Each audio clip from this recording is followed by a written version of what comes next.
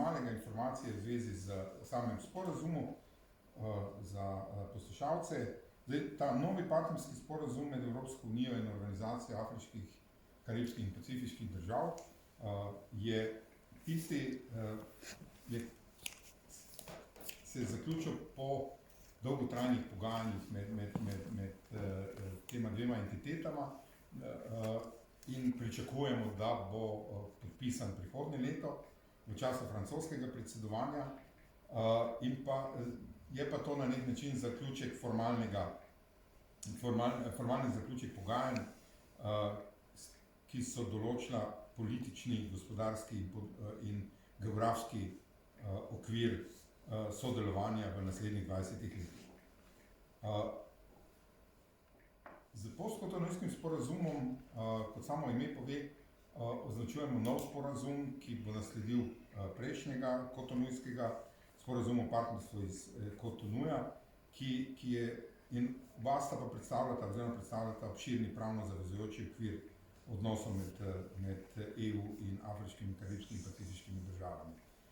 Ima skupne temelje in določa temeljne vrednote, načela, ter nakazuje strateška prednostna področja, za katere si bomo prizadevali na obeh strani, se pravi vseh partnerjev.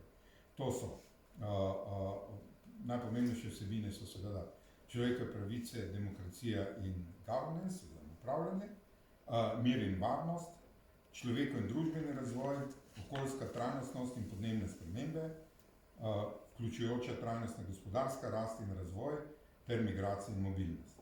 Seveda vse te vsebine same po sebi prinašajo celo kopico izzivov, ampak pomembno je, da so se države uspele uskladiti o temeljnih načelih, kako se bomo z temi izzivi soočali. Zdaj, tisto, kar pričakujemo po podpisu sporazuma, je, da bodo partnerji sporazuma oblikovali 3 protokole, se pravi tako imenovane regionalne protokole, torej protokol za Afriko, protokol za Karibe in protokol za Pacifik. In tudi zaradi tega, ker so seveda potrebe in zahteve zelo različne po samih regijah.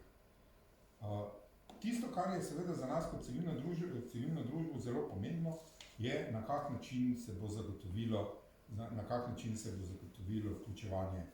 vključevanje civilne družbe v sam proces spremljanja, upravljanja, izvajanja sporazuma. In tisto, kar bi bilo potem potrebno omeniti, so seveda institucionalne in operativne strukture in mehanizmi za sodelovanje. Kakšni bi morali biti mehanizmi, kako bomo zagotovili pravočasno informiranje v procesih odločanja, in seveda, glede na to, da se pogovarjamo iz optike Slovenija, Evropska unija, postkotonujski sporazum, seveda tudi kako okrepiti glede na obstoječe resurse, ki jih Slovenija ima, tudi našo prisotnost v teh geografskih okoljih in na kak način okrepiti sodelovanje med Vlado Republike Slovenije, se pravi med institucijami in organizacijami civilne družbe. Kar je seveda tudi svojstven izziv, glede na to, da je recimo prisotnost Republike Slovenije že v obliki diplomatsko-konzularnih predstavništev v teh regijah zelo majhna. Seveda izzivi in priložnosti se pokažejo na vsakem trenutku. Jaz bi to tudi izkoristil za to, da povabim vse na naslednjo okroglo mizo, ki se bo začela ob 5. in bo govorila ravno o tem, kakšne gospodarske priložnosti ponuja Afrika danes in kje so tiste točke, kjer lahko tudi gospodarstveniki uresničijo svoj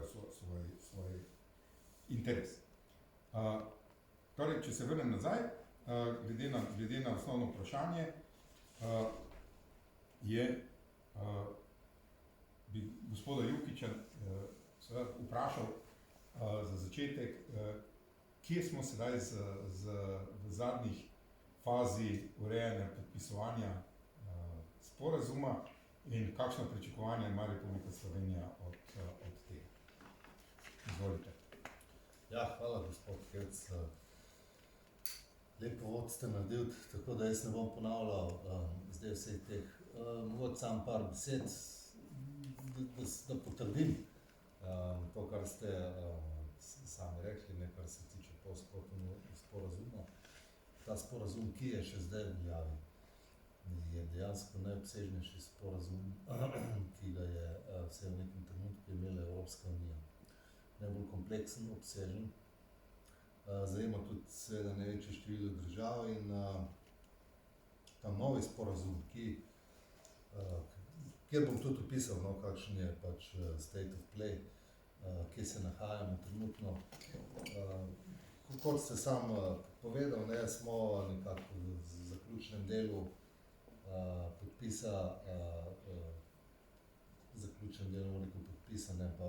procesa uveljavljanja tega sporazuma in trenutek za razpravo je pravi, ne, in hvala za povabilo, ne, se pogovorimo o tej zadevi, ne, ker je tudi civilna družba en pomemben del tega sporazuma.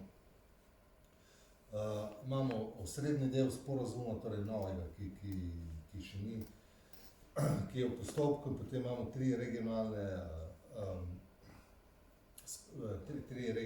protokole in področja, ki jih obravnava ta nov sporazum, ste tudi opisali, ne, jaz bi samo v splošnem, torej zajema pač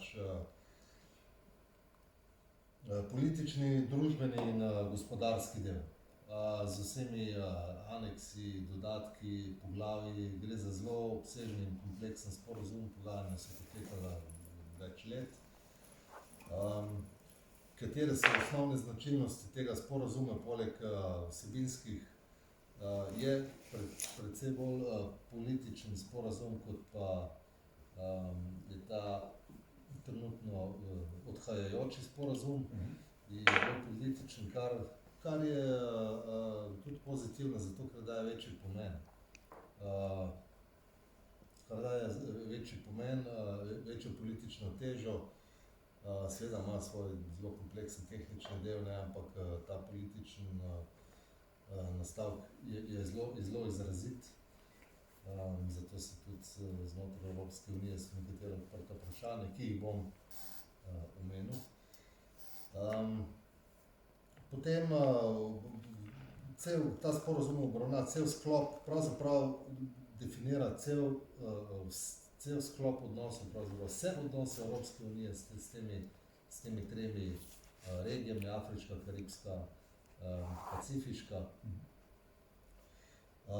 Kje smo mi kot Slovenija? Mi smo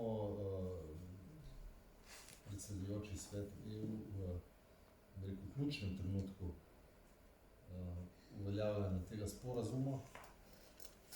Sicer podpis je načrtovan za naslednjega predsedujočega, torej Francija, ampak zdaj smo v tistem ključnem momentu, kako spraviti to zadevo do podpisa. Torej, sam sporazum je zaključen, se ne bo odpiral v vsebinskem smislu, torej je izpogajan z obeh strani, oziroma vseh štirih, če tako rečemo, ne. Načrt je, da bi svet sprejel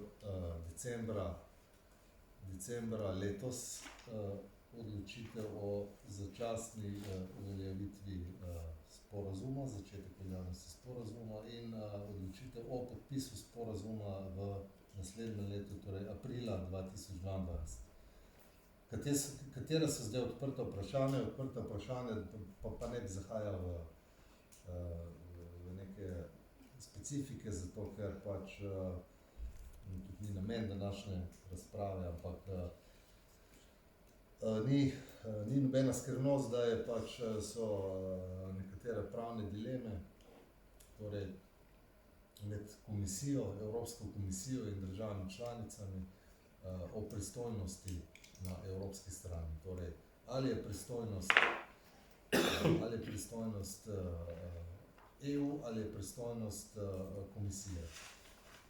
Torej, pod v imenu EU komisije ali držav članic, torej na strani sveta. To je odprto vprašanje.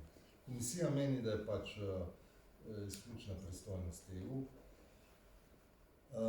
Države članice so soglasne na politični ravni, formalno soglasne, da je to gre za mešano narav sporazuma, torej so deli sporazuma, ker je pristojnost Evropske unije in ker je pristojnost držav članic in so deli, torej vse tri kombinacije. Ne.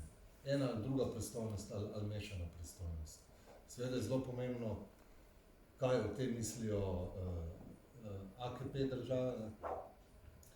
AKP države so nekako tudi na strani držav članic EU, torej bi si želeli večjo težjo in večjo pristojnost samih držav članic. So pa potrebne neke tehnične prilagoditve, pravne prilagoditve samega sporazuma za podpis in to je ravno zdaj v teku. Sama ta dilema še ni razrešena, predvsem je tu velika teža na strani Bruslja, torej vodenje teh pogajanj in teh pogovorov na strani delovne skupine za Afriko, Karibe in Pacifik, ki jo predseduje naša kolegica v Bruslju. To je na delovni ravni, potem seveda gre naprej po hierarhiji, ki bo sprejet nek predlog odločitve. Tako da, ampak vseeno, da ne bi zahajal to, mi pričakujemo, da bo svet sprejel decembra odločitev o začasni uveljavitvi in podpisu sporazuma in potem bo sporazum dejansko začel veljati.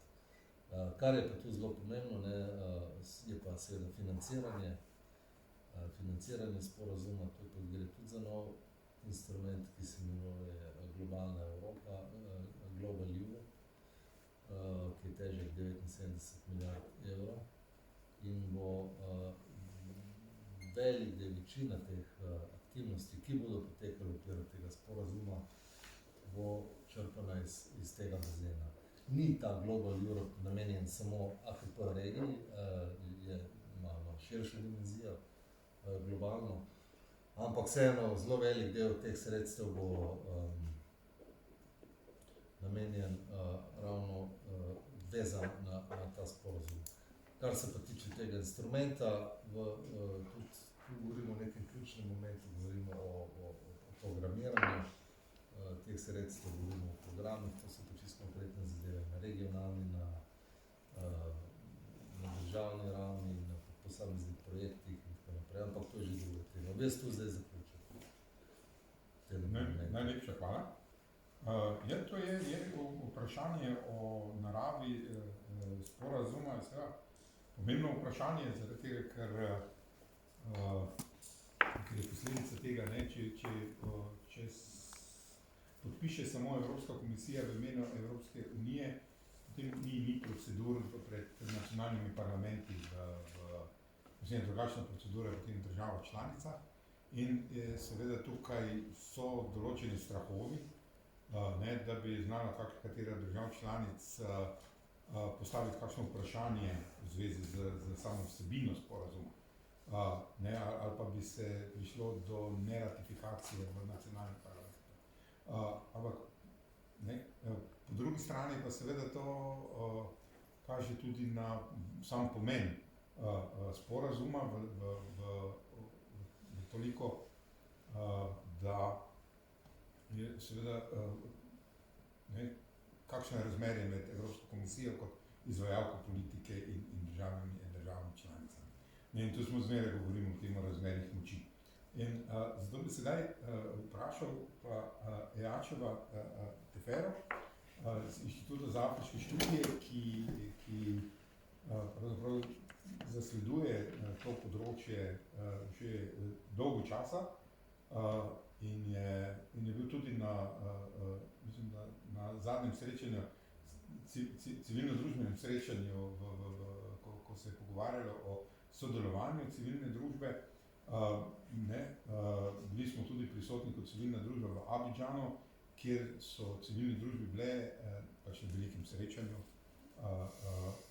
leta 2017 kjer so bila vrata za civilno družbo pravzaprav zaprta. In bi Jači od tebe prosil za par besed ravno o tem, o razmerjih moči in pravzaprav kako iz tega tako rečem, izvlečemo lahko največ. V smislu, da nikogar ne pustimo ob strani in hkrati naslovimo pravzaprav vse te izzive, s katerimi se soočamo. Okay. Hvala lepa. Hvala gospodu predstavniku ministrstva iz prve roke, da nam pove. Dovolite mi malo, da zahvalim društvo Babau, ki nam tukaj razvaja in organizira z velikimi, ogromnimi dela za njih. In vesel sem teden Afrika v Mariboru, tukaj je nastalo in nosilec je Dalanda tam, Hana. In upam, da Maribor tudi župan, tudi ministrstvo v bodoče, da na vsakem vogalu nastanejo neke akterji, tako da če je že to neki razvojno pomoč ali pa ne vem, kaj so ožitje med globalnimi, fajn je tudi pri sebe začeti in pridemo daleč. Tako da hvala Maribor in upam župan Maribora, kdaj bo prišel. Hvala. Ko gre za Kotonskem sporazumu, sem imel enkrat priložnost leta 2007 v Kigaliju, ko je nastal in tako naprej. To je sporazum med Evropsko unijo in članice nekaj afriške države, ampak afriške države so razdeljeni tako imenovane politično nesprejemljive pod Sahara. In to mi smo rekli, zakaj je pod Sahara, ne sme biti in tako naprej, zato ker če je to temnopoltnih držav, potem lahko tudi uradno pove, ali pa mogoče naravno viro, ki imajo večje naravnih bogatstv in zaradi tega, če so posebne na sporazum, je pomemben, potem je vredno. Tako da ta kotonski sporazum na nekaj način včasih prikrajša iz vidika iz afriške perspektive, se lotno kontinent na nekaj način razdeli na 2/3, ki pa ni spremljiv prvo. Alžirija je v severnem delu, ampak je bila priborjena skupaj z vsemi Afričani. Tako da ne bo neke dihotomija, ko vidimo tukaj. No, s temi sporazumi v bistvu je dobrih in slabih. Dobra stvar je, mislim, v času MDG, tako imenovanih milenijskih razvojnih ciljev, Millennium Development Goals, takrat je dalo posamezne države, nekateri so dokaj uspeli tako vedno, varnost, security, oziroma migracija, okolje, gospodarske in včasih tudi early warning system ali pa klimatični vpliv in tako naprej. Potem čez nekaj časa spet malo se spremeni, ampak v bistvu v tem gre.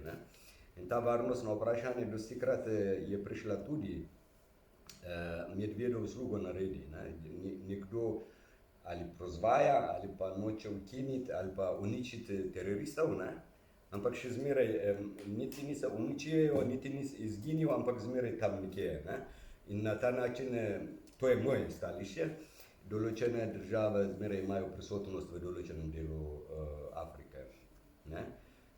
Drugo je, v teh sporazumih največji problem je med EU in Afrike neke pozicije moči, kot je rekel gospod, tukaj v Bruslju imaš od A do Ž pisarne, ono drugo, lobiranje, interesne skupine, ki bojo čez 10 let, ko bo ta sporazum uveljavljan, bojo izpostavili, mislim, dobili svoje koristi in že zdaj pripravljajo. Največje iz afriškega vidika je bil, kot veste, Afriška unija ima 5 regije. In od teh regije, ki Afriška unija dala, Sadik, ne vem, severni del, ECOWAS, IGAD in tako naprej. V tem sporazumu nekateri člani, ki so iz Sadika, spadajo v neki v druge skupine. neke druge skupine spadajo nekaj tako. In to je bilo največji problem. Ne? Evropska unija bi morala v bistvu razgraditi, je že oblikovano, ne? Iz ECOWAS-a pride sem. Tam Južna Afrika je imela posebno položaj, verjetno zato, ker so evropske korenine, pač z ničem, ne? Te gospod bo razlagal, ampak ena taka, kot ta spider, veš, ta, kaj je že, kot mreže, ne, z onim povežejo pa neke umetno novo vrste skupine so bili, ne, in zdaj, hvala Bogu, v temu, v novemu, upam, da te je bilo učitkov, oziroma izboljšave, ker evropska, mislim, EPA, ta evropski sporazum, European Partnership Agreement, bi moral bolj nadgraditi obstoječega, ne. In tukaj je bilo ta konflikt. Potem civilna družba. Civilna družba, največji problem je, večina civilne družbe, če so bodi iz Afrike ali iz Pacifika ali pa iz Fidži, ne, so na neki način financirani za Evropsko unijo. Ali pa so Evropejci. In za problem v Etiopiji, recimo, ne, nekdo iz gozda pade in on je tisti, ki gre na posvetovanje v Bruselu. Ni Etiopcev, grassroot NGOs. Ne?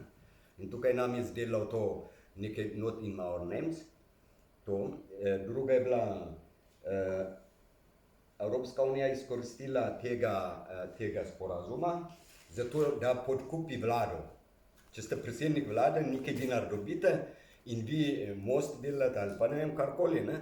Če pa parlament vpraša, ne, učinkovitost, kam ste dali, kje je to, ne, in takrat Evropa niti ni zahtevala.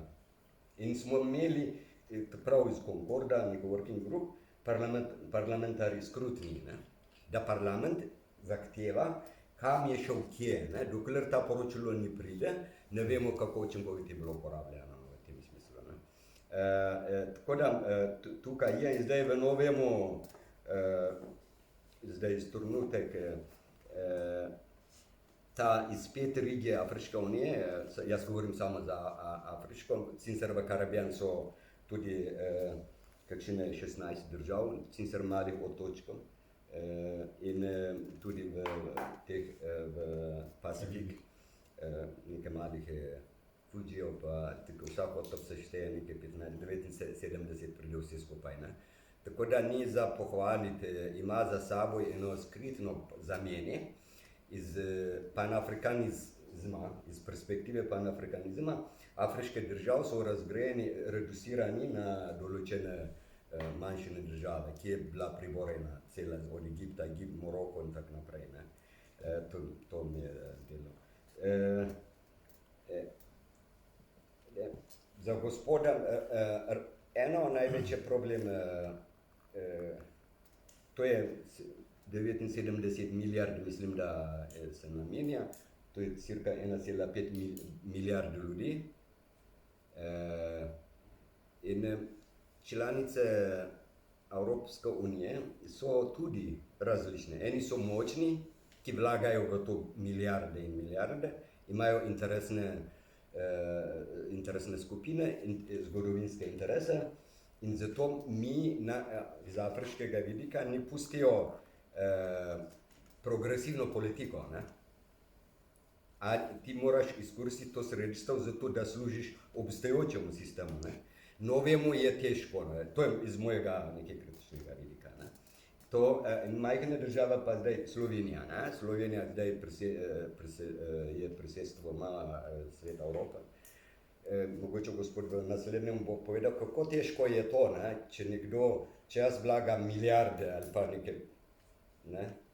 To je odvisno od budžeta posameznih držav, koliko je moči v posameznih držav, oziroma pokrit working groupov.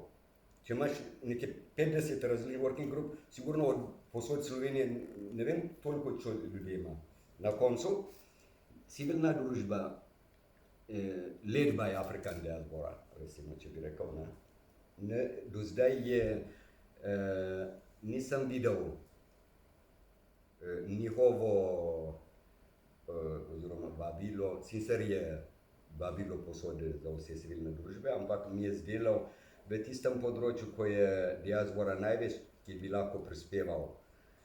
Tukaj bi tudi Slovenija lahko bi več ideja, večje vključevanje, večje razpravo, dialogov, debatov in tako naprej bi prišlo. Potem ta kotonski sporazum dostikrat sledi MDG, ki je že šel od 2000 do 2015 je bil. V tem času imamo 2015 do 2040. Pri tem evropska oziroma ta kotonski sporazum daje nekaterim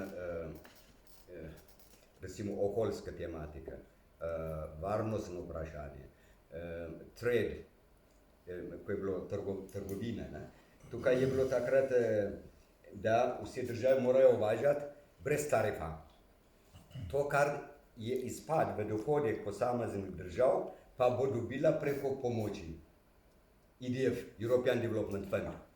In ti reče, ti samo uvažaj moje BMW, Renault, Peugeot, tisto, kar bo padlo, pa iz nekaj bomo že nadgradili. Kaj pa mi, oziroma kaj pa Afrika? Ne? In zdaj pri izmenjava blaga, v bistvu neke umetne, ni to kot nekoč, tudi če kapital, popraševanje in tako naprej, na podlagi demand and supply, ne? Ampak določene izpadov iz proračuna je prišlo in posamezni držav dobijo od IDF-a po 6%, 7%, nekateri celo do 20%. Ne? In ta država, ki je dobra, ki je tako pri srčku posameznih držav, oni rečejo, ok, pri vas bomo vlagali. Drugo, da zaključim, pri kmetstvu, Evropa včasih vsako leto da nek ambiciozen načrt, ne? Kot zdaj je bilo rečeno Global Europe. Global Europe, ja. Europe v zadnjih 15 letih ni uspelo niti ene stvar skupaj spraviti. Nekoč, ko je Blair bil član, oziroma Britanija, ko je bila članica Evropske unije, so enkrat se zmenili Rapid Force, ne? Tako hitro posredovalna vojaška enota, ne? Nikoli niso uresničila. In tukaj veseli mi, jaz nisem pesimist, ampak vedno fajn je samo kritiko tega narediti in v zvezi kmetstvo do 13%, da bojo eko, neki benzini, neke majne emisije, ki imajo in tako naprej, ne? Vsaka država je imela do leta 2020, 30, to bomo dosegli. Ampak ta kmetijski, ta pridobitek je na račun kmetstva in to je pospeševal tako imenovan land grabbing. In land grabbing, nekaterim grabijo ene polje, v monokulturo se spremeni, ne? In ljudem, ki so iz svoje zgodovinske kraje, znebijo ali pa zaposlujejo in jih pripisujejo, novo zaposlitev je prišlo, ne? Sicer pa oni so bili domačini, ne? In tukaj je bilo največje problem, upam, da smo se naučili od tega in naj bo drugo človekova pravica. Zdaj v človekova pravice je dobro, nevladniki večje afriških iz Afriške unije ali pa afriških organizacij, afriških nevladnikov, če bi imeli več časa tudi za posredovanje svojih mnenj in tako naprej, bi bilo bolj učinkovito tudi strategijo razvijati. Upam, da so sodelovali, sicer sem pesimist, nisem velikem videl, ampak ne smem pa na koncu ne bomo dopustili, da je preko tega tako imenovan palica in korenček ali kaj nekaj takega, ne? Da nekdo, da nekaj dela, dobi razvojni denar, razvojne sredstev, zato da naredi posameznim državam. Ne? In te posamezne države so večje, ne? To ni Francija, Anglija, Nemčija, večje držav. Ne? Ostali pa mali za poslati, pa mogoče otvoritev nekaj narediti. Finančno pa oni to delajo in tega neenakomerne sami v članstvu od znotraj, ki pa dolgo je bilo govorjeno, zaradi tega tudi je prišlo zdaj Orban pa, ne vem, Poljska in tako naprej svoje stališče imajo. In to je po mojem, je fajn nekega dni, te ideje je treba skupaj nekaj mešati in dobiti boljšega, zato da je učinkovit. Tako da, recimo en primer, če dam iz Etiopije zaradi razvoja nekaj Nil, hidroelektrike in tako naprej, določene države iz Evrope so hoteli imeti neke pozicije pri podpisovanju, kot da to tako imenovane justice, ne, veš, to oziroma pravičnost leži v kontinentu Evropo, samo v Evropi, ne, v drugi pa samo hudič, ne. In mi smo rekli, ne, Evropa ne bo prišla, ker imamo Afriška unija priboren, res priboren. In Afriška unija to prvo poslanstvo za to, da to naredi, in v temu so se jezili in razne od znotraj nevladniki, z vsem spoštovanjem, nevladniki, kjerkoli so bili dobri, ki pomagajo v času vojne, tudi velike razvojne oziroma hrana in tako naprej, ampak ne smejo pa biti inštrument nekaj za vojaške obveščevalne, celo vojaške satelite od znotraj prikrivajo preko hrana, hašiš se proda, zapakiran v neke sodobna Evropa in tega pa ne bomo dopustili. In to ne sme biti potonski sporazum oziroma tisti dinar, oziroma ta budget support, ki dobijo po 5-6 nekaterih držav, ne sme biti orožje za včasih, da utiši civilno družbo, naprimer v Egiptu. Ne? Tako da, take stvari, ki najdemo in upam, da dokler ti si dober do nekaj sistema, do neke politike, potem si demokratičen, sprejemljiv si, tako imenovan, prideš, dobiš potem Ed Darling, ne? Pa drugi pa postanejo Ed Orphans. Ne? Nekateri ne dobijo, nekateri pa ne dobijo. Ne? Ker potem režim change je, če se razjeziš Evropa ali pa Ameriko, režim change pride. Ne? Tega pa ni dovoljeno. Tako ta je stališče vseh nas, ampak kotonsko sporazum se da učinkovito uporabiti, ampak ne smejo pa za neke izpad davkov, ki mora umetno potem z mnogimi pogajanji dobiti ena država. In soverenost država ne sme zanimariti zaradi tega kotonskega sporazuma. Najlepša hvala za to. Hvala. Najlepša hvala za to. Izzivov je veliko. Jaz se zahvalil za tisti primer, ko lahko ena politika Evropske unije, kot recimo politika biogorivih, ki je povzročila veliko povpraševanje po tem, da se sadijo, da se delajo plantaže rastlin, iz katerih se dela biodizel, kar je seveda zelo vplivalo na primere landgrabbinga, vzemanja zemlje, tudi monokulturnega udejstvovanja, mislim, industrijskega kmetijstva, ki pa seveda ima zelo negativne učinke na lokalno pridelavo hrane. Sploh, če vemo, da se večina kmetov, malih kmetov v svetu in prehranijo večino ljudi na tem planetu. Tako da to so zelo tisto, kar bi jaz tukaj dodal, je to, da seveda je civilna družba pravzaprav več čas poudarja, da je potrebno pri samem izvajanju tega sporazuma imeti mehanizme in inštrumente, kjer bo sama vključena pa tudi zaradi tega, da izvaja točno tisto, kar je bilo rečeno, in to je nadzor nad tem izvajanjem, da ne prihaja do nekoherentnih oziroma neskladnosti politik za razvoj.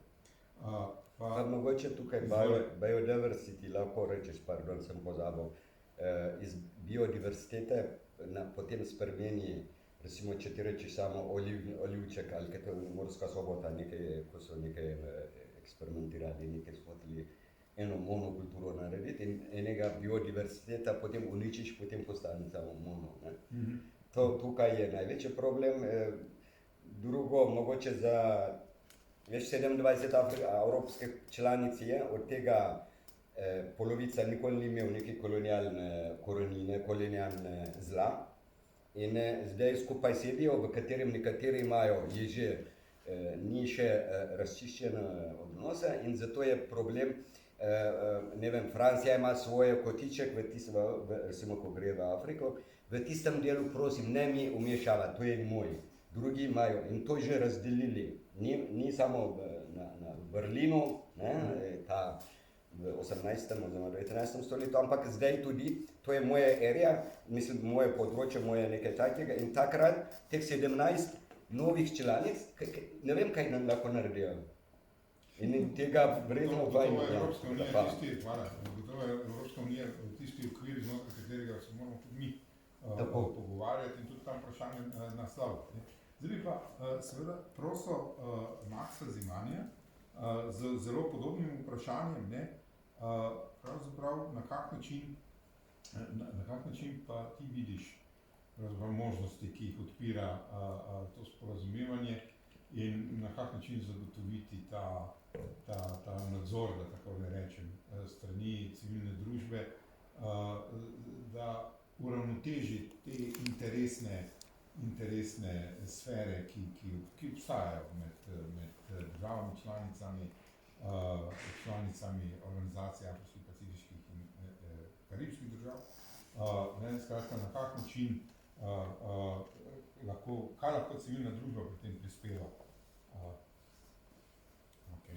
Hvala za vprašanje. Tudi jaz se pridružujem EAČ-u s tem, da se zahvaljujem za Kud Baobab, da Landež posebej, pa gospod Vukić, da ste si vzeli čas, pa vsi, ki ste prišli, čeprav nas je malo. Mislim, tema je pa pomembna, je pa tudi zanimiva, je pa aktualna.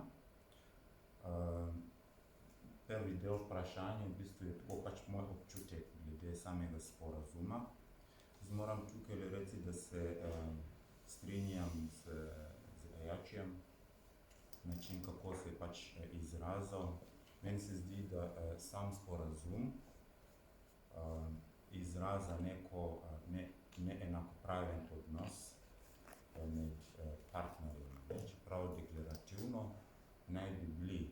Piše se, da gre za enakopravno partnerstvo, a v resnici jaz mislim, da prav vsi udeleženci vejo, da ni zares enakopravnost. Ponekod, če dobro prebereš, ugotoviš, da dejansko gre za Evropska unija in afriških držav, afriških Pacifik pa Karibov. Nekako tako piše. Čeprav seveda tudi piše, da gre za organizacije teh držav, v resnici, v praksi bo to sporazum med Evropsko unijo in Etiopijo, Zimbabve, Mali, v praksi. In zdaj že to pomeni, da sam moč je tukaj problematičen. Ni Etiopija oziroma ni Zimbabve v enakopravnem položaju, recimo, z Evropsko unijo. Ne glede na to, ali pa bo na koncu dejansko podpisala samo Evropska komisija ali pa vse posamezne članice. Kar se tiče ta dinamika moči, se mi zdi, da tukaj kaj za afriške države v resnici se ne bo nič kaj spremenilo. Druga zadeva, kar mi je še dalo misli, da dejansko tukaj nekaj ne štima, je ravno to. Jaz sploh ne morem predstavljati, kako lahko Afriška unija, afriške države grejo eno tak sporazum, pa da vodilo za tak sporazum ni Afriški trgovinski sporazum 2063. Tega se sploh ne predstavljam, ker ta vseafriški trgovinski sporazum 2063 je vodilo vseh razvojnih politikov afriških držav. In zdaj, da kdorkoli v imenu afriških držav, tudi Afriška unija, da se gre podpisati en tak sporazum z drugo entiteto, pa da ne da bi tako v središču postavil v bistvu Agenda 2063, se mi zdi milo rečeno porazno. Ne? Lahko, da je samo izraz moči oziroma nemoči tistih, ki so vodili tega procesa. Zdaj, v praksi, kaj to pomeni? Ne? Ta Afriška unija 2063 je v bistvu sporazum, ki govori o celotni Afriki kot kontinent. Ne? Da v bistvu da bo trgovanje med vsemi afriškimi državami, ne glede na regiji, da bo v bistvu prosto. Ne? Ampak Post-Cotonou ločuje med severnim delom pa subsaharske Afrike. Ne? Kar že sam po sebi pomeni, da ni upošteval v bistvu ta dinamika afriškega trgovinskega sporazuma. To je ena zadeva. Druga zadeva je, če samo pogledamo tematike, ki so prioritetne, se meni zdi kot, jaz moram povedati, jaz tukaj ne govorim, ne predstavljam enega, govorim pač kot afriški aktivist v Sloveniji, nisem niti član nekih odborov, pa tako naprej, tako kot je moj kolega Jaču, zaenkrat še ne, edini Forus, no, tukaj sem bil na nekih sestankih, pa imam povezave v Zimbabveju, drugače nisem tako vpleten v teh zadevah. Tako da govorim bolj kot pač nekdo, ki sledi te zadeve in ga zanima kot Afričan, ali pa panafrikanist, če ga želite. Ne? Če pogledamo področja, ki so omenjene kot prioritetne, dogovorjene, meni se zdi, glede na to, koliko zasledujem interes evropskih držav, da je to mogoče bolj v interesu evropskih držav kot afriških držav. Področje migracije in mobilnost, na primer, ne, se mi zdi, da je področje kot primer, ne, ki je bolj zanimiva za evropske države, kot recimo za marsikatere afriške države, kot del takega sporazuma. Tudi to, da v tem sporazumu recimo so zadeve, kot je recimo spolnost, gender, recimo, da ima tak zelo visok nivo, se mi zdi, da izraža bolj to, da je tu močnejša v bistvu partner Evropska unija. Da mi ne boste narobe razumeli, meni se zdi, da da je toliko postavljena spolnost, a po drugi strani nič praktično o rasizmu, je problematičen. Ne? Še enkrat ne morem razumeti, kako lahko predstavnikov Afriške unije ali pa afriškega kontinenta grejo v tak sporazum in ne izpostavljajo v spredju dejansko vprašanje rasizma, ki mori posredno ali pa neposredno Afričane zadnje 500 let in nič ni se spremenilo strukturno. Recimo, ne, da bi rekli, ok, zdaj pa bo stvari boljše. Ne? In namesto, da je rasizem recimo izpostavljen, govorimo o pravicah istospolnosti. Kaj je zelo pomembno, ne moram poudariti, ne? Ampak se mi zdi, da bi ravno tako zelo pomembno bilo tudi vprašanje rasizma. Ne? Tako da, okay, to so pač neke splošne opaske, ki mi dajo misliti pač, da tukaj sporazum je morda bolj, je neuravnotežen. Zdaj, glede tega, kaj lahko kot nevladni sektor naredimo, mislim, da je bilo tudi to drug del vprašanje.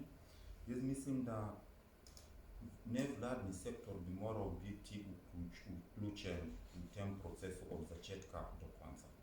Ne vem, koliko so bili, recimo, ko smo bili do zdaj vključeni, ampak v vsakem primeru se mi zdi, da bi morali biti, če pa nismo bili zelo vključeni, bi morali biti naprej to, bi morali biti v interesu prav vseh. Ne? Nevladni sektor je pa tako imenovani watchdog, žal ne poznam tukaj termin, ta pravi. In nevladni sektor ima tudi več teh povezav, recimo, ne, med entitetami, tako tu kot v afriških držav, na vseh teh raznih področjih, ne. In se mi zdi, da bi to vključenosti, zelo vključenost nevladnega sektorja lahko bil v bistvu koristen v bistvu za vseh akterjev, ne. Ampak zdaj ne govorimo samo deklarativno, da se vključi, morajo biti tudi finančne mehanizme, ki omogočajo vključitev in dejavno vključitev nevladnega sektorja, ne. Kolikor sem jaz prebral, nekje je bilo napisano, da je predvideno, da se vključi nevladni sektor po potrebi. Ja? Zdaj, kaj to pomeni po potrebi, ne? Kdo je tisti, ki bo določil, kdaj je potrebno in kdaj ni potrebno? Kateri institucija je tisti, ki bo rekel, ok, zdaj jaz rabim nadzor, zdaj pa ne rabim nadzor, lahko naredim kakoli hočem prostoročno. Ne razumem tega in se mi zdi, da ta duh bi lahko bilo drugače. Ne? Mislim, da nevladni sektor bi bilo dobro vključiti kot strateški partner, tako na tem delu sveta, kot tudi pri ostalih treh partnerjih. Ne? In kvečjemu spodbuditi, da vsi te entitete, ki predstavljajo nevladni sektor, so dejansko adekvatno financirani in opolnomočeni iz tega stališča. Drug del, upam, da nisem predolg, drug del se nanaša v bistvu na skladnost politik za trajnostni razvoj. Jaz mislim, da ravno nevladni sektor lahko tudi pomaga pri vzpostavitev mehanizmov za skladnost politik za trajnostni razvoj, ki so nujne potrebne, zato da se verificira pravzaprav učinke sporazume, ne, na vseh področjih, gospodarskih, trgovinskih, zdravstvenih in tako naprej. Zato da se ne bo zgodilo, da z eno politiko, recimo, ali pa s financiranjem ene politik slabo oziroma negativno vplivamo na druge. Recimo, ne. Majčkeno sem skeptičen sicer glede PCSD, to je ta skladnost politik za trajnostni razvoj, zaradi tega, ker se mi zdi, da na žalost že v posameznih državah je zelo malo primerov, ko se dejansko ko je zares zaživelo. Je pa ta zadeva sicer v bistvu ima pravno podlago, ampak v praksi se mi zdi, da zelo počasi se implementira, če sploh. In odkar je začela tako imenovana korona kriza, sploh. Še tisti, ki so bili počasi, zdaj še boljši, mislim, razlog, zakaj se s tem nič ukvarjati. Tako da seveda, če pa že v lastnih državah se to ne implementira, kaj pride, je pa še toliko težje, da se to implementira na mednarodni ravni.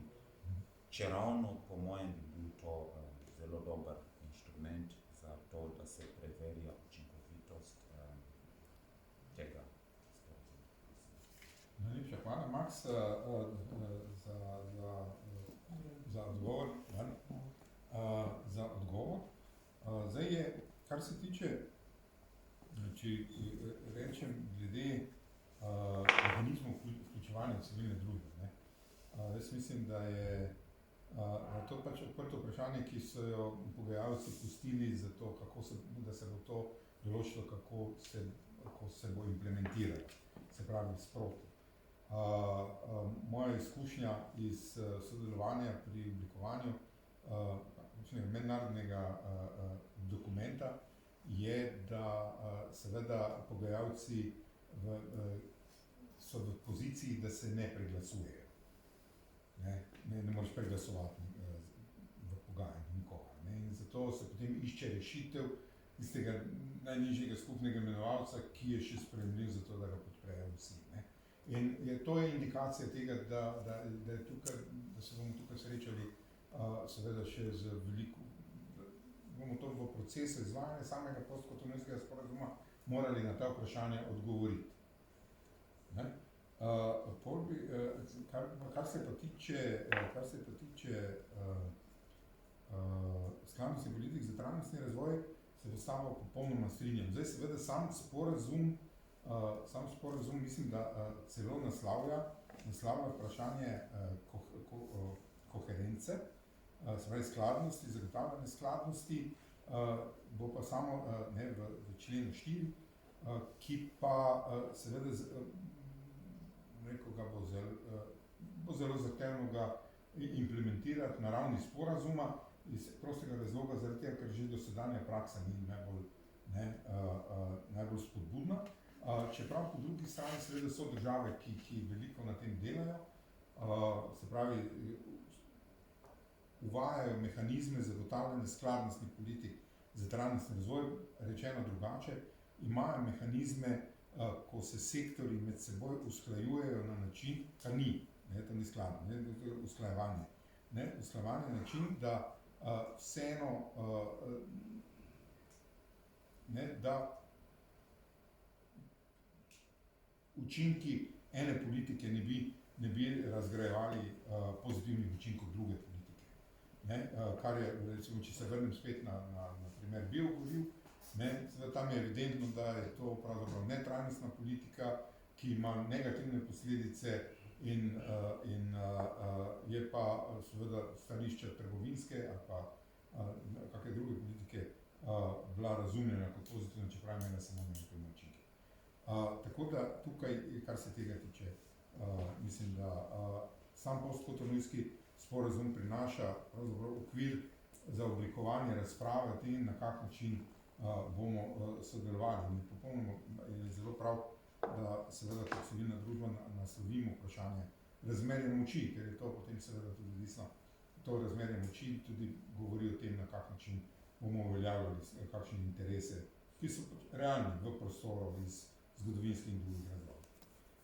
Bi pa sedaj seveda vprašal, glede na to, da je Republika Slovenija v pogajanjih in tudi v delovnih telesih Evropske komisije ves čas zagovarjala pomen sodelovanja civilne družbe in tudi podpirala vključevanje civilne družbe v razpravo o mehanizmih sodelovanja. Bi gospoda Jukića prosil, glede na to, da je glede teh mehanizmov sedaj še veliko nejasnosti, če mogoče podeli z nami, na kak način vseeno vidi, kako bi lahko te mehanizme oziroma instrumente vse iz stališča Slovenije, kako bi stališča Slovenije lahko te mehanizme sooblikovali v prihodnosti. Ja, hvala. Jaz bi zgolj, ne bom predolg, ampak zgolj, kar so kolegi enih par zadev, bom samo komentiral, ampak nemam neke globine, kako, samo za neka pojasnila. Kar se tiče, gospod Kevc, pravne narave sporazuma, to je sicer interna zgodba, čeprav je pomembna, zato ker to določa časovnico in tudi potem za naprej, katere so pristojnosti niso znotraj EU. Torej, izključna pristojnost EU, ali pa je mešan sporazum, da države članice skupaj z EU postanejo. Zdaj, pa, mislim, država AKP je dejansko so na strani držav članic, ampak to je treba nekako doseči. To je še odprto. Kar se pa tiče posameznih interesov držav članic, jasno, zdaj tu EU seveda ni monolit, to je 27 članic, ki imajo različne zgodovinske okoliščine, svoje geneze, svoje prioritete in svoje diaspore, karkoli. Ne. Ampak to ne pomeni, da recimo, če sem čisto konkreten, nihče Sloveniji, slovenskemu gospodarstvu, kar mislim, da boste imeli kasneje, ne brani, da zastopa svoje interese oziroma da jih uveljavlja v državah AKP. Mislim, da ta sporazum tudi en element pri tem. Imamo tudi, sicer ne veliko, ampak imamo kar nekaj podjetij v Sloveniji, nekih je, sploh pa eno, mislim, da je zgolj eno malo večje, ki je prioritetni trg je Afrika. Do državah, kjer je zelo malo drugih držav prisotnih, evropskih. Kar se tiče naše vloge v okviru predsedovanja, tu pa ni nobenih razlik, seveda lahko govorimo o neki specifični moči, ampak Slovenija recimo v kapaciteti predsedovanja svetu EU, torej teh 6 mesecih, bo predsedovala točno toliko, kot pa bo za nami Francija. Ali pa je pred nami, dobro, Portugalska, ne da smo premike so le večji, ampak Nemčija še, kjer smo del 3. Torej vse delovne skupine, ki bo Francija, jih tudi mi predsedujemo. Zdaj, da ne gremo po podrobnosti, ker pač to je cel mehanizem. Torej, kakorkoli, zdaj ta sporazum, ta Cotonou, jasno, da ni idealen, tudi ne bo rešil vseh problemov, ki so, recimo na afriškem kontinentu, pa na evropskem, nihče pač ni to rekel idealno. Ampak vsem pa daje neke iztočnice in tudi, tudi nek finančen sveženj. Prej bil to ta EDF, ki ga je kolega omenil, zdaj to nadomešča Global Europe in to bo zelo pomembno to programiranje. Torej, kam bodo šle, kdaj in zakaj bodo šla ta sredstva. Je pa nekako definirano, so po odstotkih, zakaj mora iti oziroma v kakšnem deležu. Kar se tiče civilne družbe, je Slovenija tu, recimo na naši nacionalni ravni, že ta dogodek je del tega dialoga, ki imamo. Vi ste pravilno ocenili, da oziroma pač vloga civilne družbe ni definirana v samem sporazumu. To je puščeno, to je pač dejstvo. To je stvar pač potem nekih mehanizmov, pogajanj, dogodkov in tudi interesa recimo, vemo, da je trend sodelovanja civilne družbe, recimo v afriških državah, ni pozitiven, trend je negativen. Tako da tudi treba tudi iz afriške civilne družbe pričakujemo nek input, ne samo evropske. Mislim, tudi tu se pojavlja ta očitek, ki se pač drugače so evropske države premočne proti nekaterim afriškim. Kar se tiče vloge Slovenije, mi nimamo tu nobenih, najdem besede, ne slabe vesti, tudi ta delegacija v Abidžan, ki je bila tudi prejšnji vrh, mislim, da smo imeli edini predstavnika civilne družbe. Vsi mi ni bilo v tem, lahko popravite, ampak tudi mislimo, da je vloga civilne družbe pomembna tudi na naslednjih dogodkih. Mislim, da bo vrh tudi aprila 2022. Tako da mi smo tudi v okviru tega procesa pogajalskega Cotonouja in zdaj uveljavitve Cotonouja smo v tisti progresivni skupini držav. Bili smo tudi neki pobudniki, celo pobudniki pisnih pripomb v zvezi s sodelovanjem civilne družbe, kjer smo bili v skupini 7 držav, potem so se še 3 priključile. V Bruslju smo se posvetujemo s predstavniki Concord in ECDPM, s katerimi zelo dobro sodelujemo. Mi načrtujemo v okviru skupine AKP, ki sem že prej omenil v okviru tega pravnih dilem, povabiti predstavnika civilne družbe, predstavnico, torej Concord.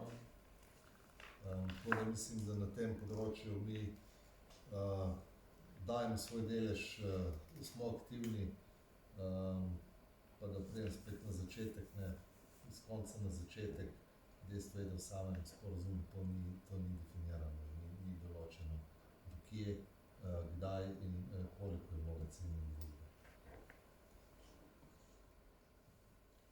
Najlepša hvala. Zdaj imam 16 minut čez 4. uro. Če sem pravilno ujel, je to bom rekel istočnica za zaključni krog. Namreč seveda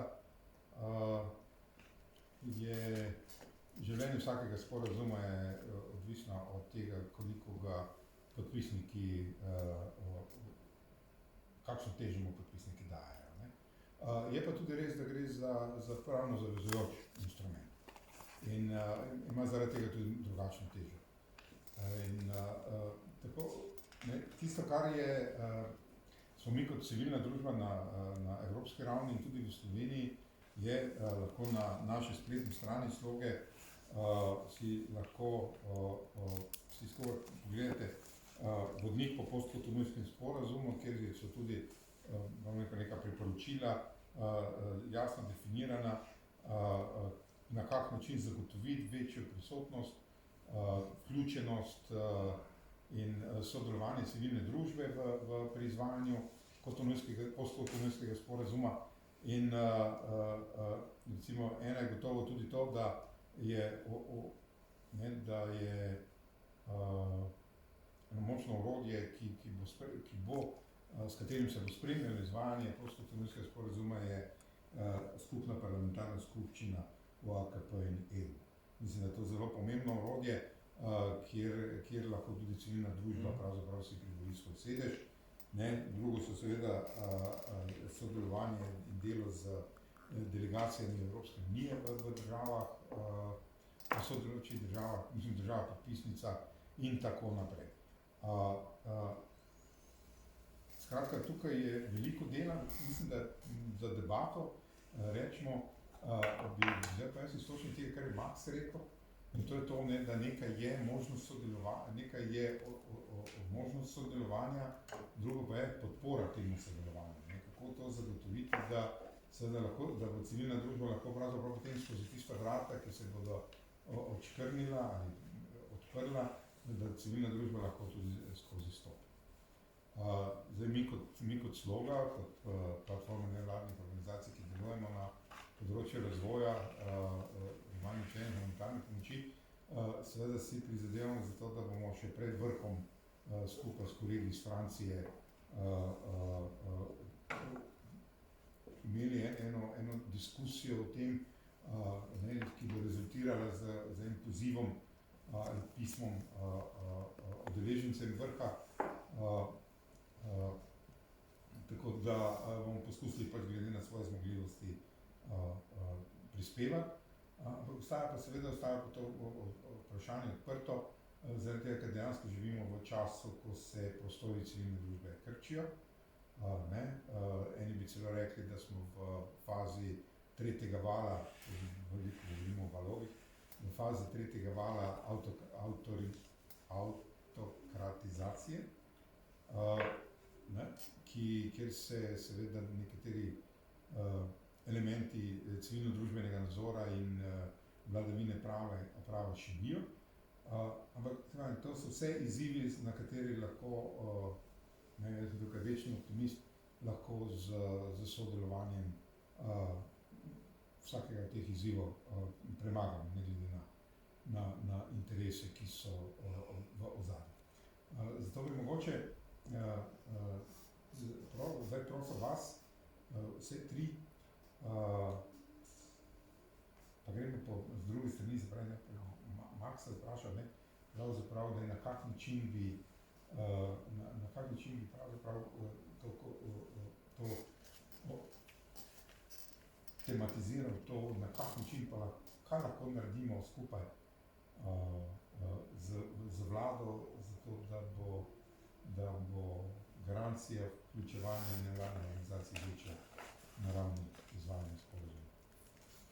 Ja, zdaj jaz mislim, da vse, kar lahko naredimo, je, da predlagamo. Ne?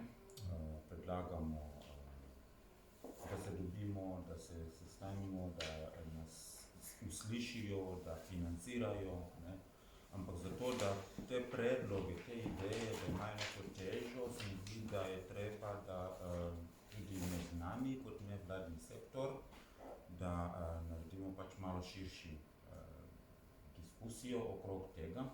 Sloga je dobro postavljena za take zadeve, ker že tako in tako je pa platform, ne, in tudi dejansko ta prava platform za tako recimo, tematiko, ne, ko govorimo o razvojnem sodelovanju. Tako da jaz mislim, da najhitrejša pot je ravno preko sloge, da se pač dogovorimo za še nadaljne srečanje, mogoče bolj konkretne, z nekimi konkretnejšimi predlogi, vezane na financiranje, recimo za participacijo nevladnih organizacij za začetek iz Slovenije.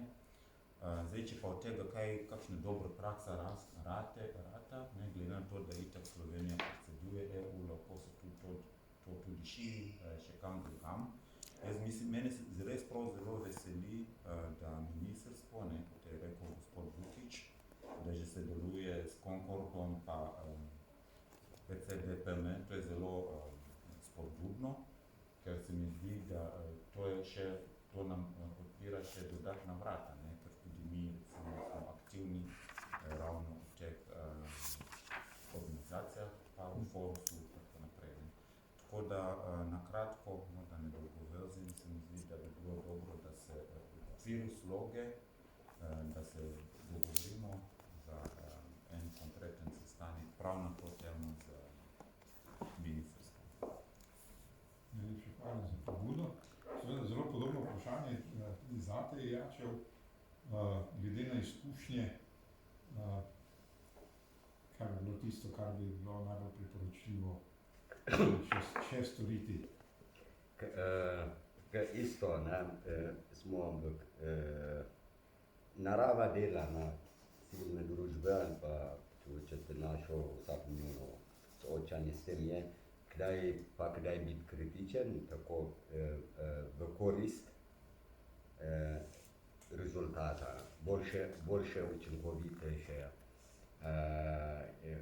ki ima vpliv, smisel dela, smisel nekaj stvari. Ne? In zaradi tega je dialog je fajn, velik dialog, ampak dialog ni monolog. Dialog ni zato, da nekdo je bil res uludno povabljen in do tu na vogalu sedi pa gre domov, ampak in agenda sedi. In diaspora mora, ker gre tu skaj iz Afrike, z bogatom, lastnimi izkušnjami, svojimi, pač to je edina stvar, ki je, ne vem, kdo lahko pred nami lahko, ne? Imaš to izkuštvene učenje, življenjsko učenje, ne? In tega mislim, da je zanimarilo neki ves sistem, ne? Mašinerije. In kot je bilo rečeno, v času COVID-a je pokazalo COVID, ne? Zaradi institucionalnih rasizmov in drugih stvari, ki so prikriti, subtilni in tako naprej, so pokazali v smrt nekaj takih in drugačnih predstavnikov. Ne? In to Evropska unija ve, da smo tudi informirani.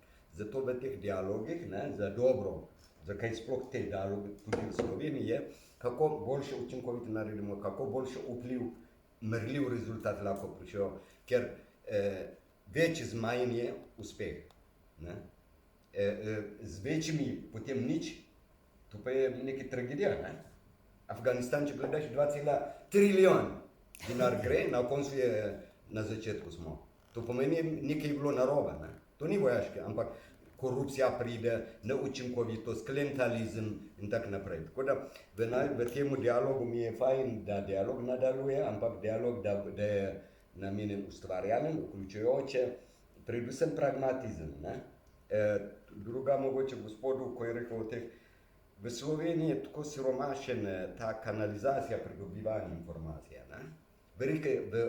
Jaz sem, mislim, pusti meni, na enem konferencu smo šli, ena članica je, ki ena veliko odbor, nekaj pač vidna oseba. Ne? Ampak tega recimo za nas, če vemo, kaj delajo, kje bi bilo izziv, lahko tudi na ta prenos informacija, prenos znanja je nič. Veš, ne mora biti MZZ samo zunanji minister ali pa neki minister. Ne? So te komisije, ki so posode in teh nam bi prišli prav, ker jih potem mi na nekaj način prvo je, če je država preseguje Evropsko unijo ali pa če je nekaj demokracija, ne, da imajo več se dela na vladne raven, ampak informacija ni pridejo, zato sem mislil tega. Drugo, na koncu prioriteta, to prosim, prioriteta Evropska unija ne sme biti prioriteta posameznih držav. Nekoč je Nelson Mandela rekel, veš, ljudje pričakujejo, ne, da vaš sovražnik mora biti moj sovražnik tudi. Ne. A veš, prioriteta Evropska unija ne sme biti prioriteta posameznih držav, da morajo prisiliti ali pa afriških držav. Afriške države imajo svojo prioriteto, je treba to nadzirati, da skladno s temi, da ne rabijo na novo nekaj novo fronte narediti. Naprimer, prej, ko si rekel za pariški, zakaj ta debata? V času covida toliko milijarde človeške oziroma človeške življenje in ekonomske škoda tako globalno naredi tako v Evropa kot v posod, ampak kljub temu pogovarjamo v upanju, da gremo naprej, kaj že Global Europe in tako naprej izrazil sem. Ta pozitivni začetek je fajn, ne? Ampak v pariški, recimo v zadnjih 3 letih noben ni govoril, ne? Koliko smo napredovali glede okoljske ukrepe. Ni tam v Afrike, tudi v svoji državi, ne? A veš, to je tam, ta recimo nacionalni NDC, rečemo, National Determined Contributors. To so merljivi stvari, ne? In v Evropi nikjer ni, zato ker zaradi covida jih ni bilo, pa se je, ne? In zato je fajn, zdaj na Škotskem, ko bojo imeli, upam, da bojo to naredili in evropska prioriteta posamezne afriške države, recimo kot je Etiopija, je dala elektrika bom ji rešil, zato ker 65 ali pa 60% ljudi nima elektrike in bom to delal, ne? In to je prišlo do razkola, zato ker če pa boste naredili, vaš prioriteta ni naša prioriteta. In je rekel, saj mi nismo vas vprašali vaše probleme ali pa vaše. In tukaj je prišlo do politične, ne? In takrat teh različnih držav, kot je gospod rekel, ki nimajo različne, ki se pohvalijo stare države ali pa nekaj povezave z Afriko, morajo svoje prednostne strani, ne, teh 17, ki nikoli niso imeli teh raznih slabih izkušnj z Afriko, oni lahko dober primer, ne.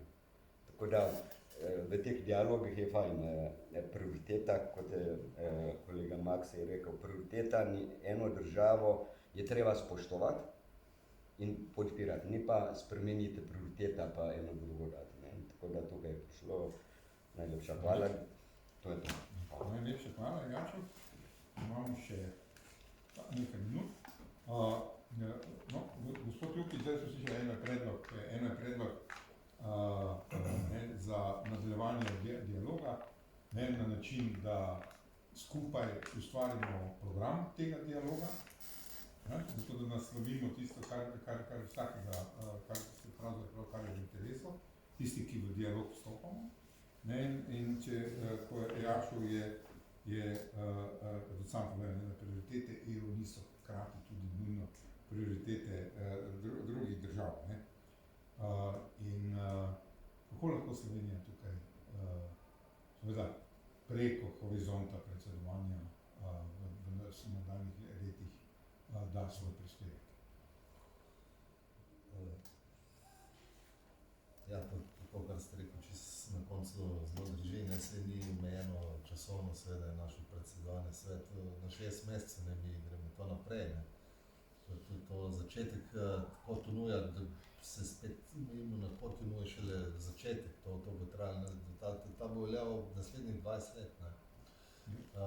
Zdaj, kar se tiče civilne družbe, tako ne, da bolj bo civilna družba aktivna, lažje bodo stekle razprave in bolj hitro bomo prišli do nekih institucionalnih in nekih formalnih okvirov sodelovanja. In to je zelo pomembno, da pač vsaka članica da svoj doprinos k temu. Vsi se tudi organizira na nacionalni ravni in potem na evropski ravni, tako podobno kot pač funkcionira EU, ne. Torej začne se od nekje iz iz temeljev in potem prideti iz eho do samega vrha. No. Tako da jaz tu pač kaj dost ne bi več temu dodal. Ne. Bolj boste aktivni, večje so možnosti za nek premik. Najlepša hvala za to odkrito besedo. Jaz bi na tej točki potem, razen če še kdo od udeležencev ima kakšno vprašanje, red, da vprašamo. Ne? Torej, tudi najlepša hvala vsem vam, najlepša hvala gostom, najlepša hvala društvu Baobab, kulturno-umetniškemu društvu Baobab, ki je organiziralo okvir, znotraj katerega smo se srečali, in želim vsem skupaj uspešno delo v prihodnosti in pa seveda želim, da bomo na platformi Sloga čim prej prišli do predloga, ki ga bomo z veseljem posredovali na Ministrstvu za zunanje zadeve, zato da ta dialog pravzaprav naredimo te prve korake v izgradnji tega dialoga, zaradi tega, ker je gotovo, in to mislim tudi zelo resno, mislim, da bo tudi debata v petih pokazala, ne, da priložnosti je veliko, da možnosti je še več, da imamo znanja, izkušnje, vedenja, ki jih lahko uporabimo za to, in gre samo za to, da najdemo način, kako priti do dogovora. Še enkrat hvala vsem, sedaj vas pa vse skupaj povabim tudi na to, da imamo zunaj organiziran prigrizek, da se nam pridružite, da še malo pred začetkom naslednje krogle mize spregovorimo še neformalno, kako in kaj. Najlepša hvala vsem. Hvala.